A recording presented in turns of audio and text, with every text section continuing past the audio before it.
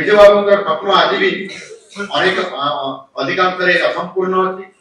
आज मुझे राज्यर मुखिया भाव गोटे गोटा दरकार कही पारि विजय बाबू स्वप्न निश्चय पूरण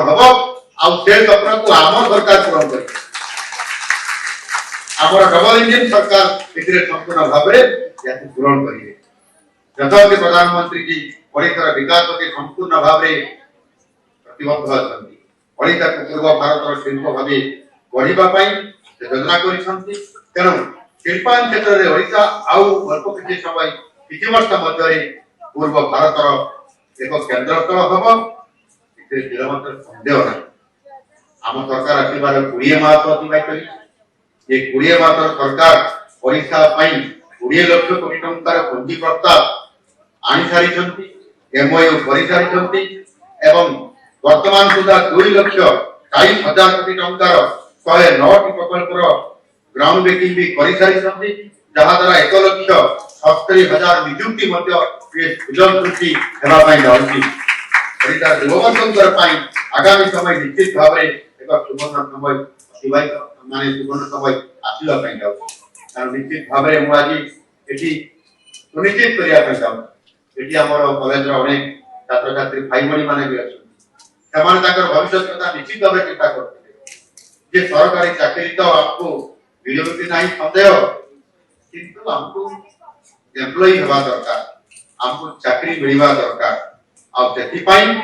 आज जिते 20 लाख कोटी टंकार शिल्प ओडिशा प्रतिष्ठा हाँपाई जाऊँ कहते इस्पात कारखाना कथा मेगा स्टील कारखाना कथा आज से स्वप्न सरकार देवाई जाऊँगी ये जो 20 लाख कोटी टंकार इन्वेस्टमेंट पूंजी निवेशकारी द्वारा रोड माध्यम जिते Utkarsh Odisha make in Odisha conclave 2025 माध्यम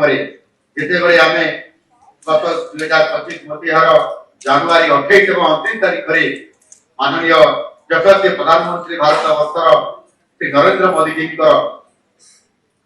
उपस्थिति कर कमल ये कार्यक्रम शुभारंभ कर साकार करने प्रतिश्रुतिबद्ध निश्चित भाव में युववर्ग को रोजगार नियुक्ति देवु एम्प्लॉय करूँ सहित ओडिशा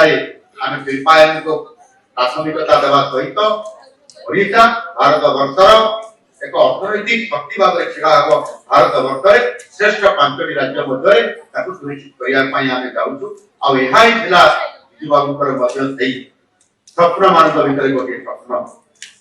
कहवाक गले बर्तमान ओडिशा ये द्वितीय शिल्प विप्लव आरंभ जाए आगामी दिन में निश्चित भाव में आम सरकार साकार करने विजु बाबू आउ गोटे स्वप्न था समस्त मुंड हाथ घर मोदी जी नेतृत्व में आम सरकार प्रधानमंत्री आवास योजना माध्यम ग्रामीण एवं प्रधानमंत्री आवास योजना शहरी समस्त घर छात घर जोगे देवार ये कार्यक्रम को त्वरान्वित सहित राज्य सरकार स्वतंत्र योजना अंतर्दय गृह योजना ये अंतर्दय गृह योजना आगामी 3 वर्ष में 5 लाख घर निर्माण करने आम सरकार योजना भितर रखी बजेट रखी 2025 मसीहा मार्च मास सुधा समस्त घर को पीवा पानी जगह देवाई मोदी जी घर घर जल ये कार्यक्रम को जोरदार करूँ नारी सशक्तिकरण में गुरुत्व दूँ जदि आपंक आम भिडी भल लगा तेब आम चैनल को लाइक शेयर और सब्सक्राइब करने को जमा भी भूलु नहीं।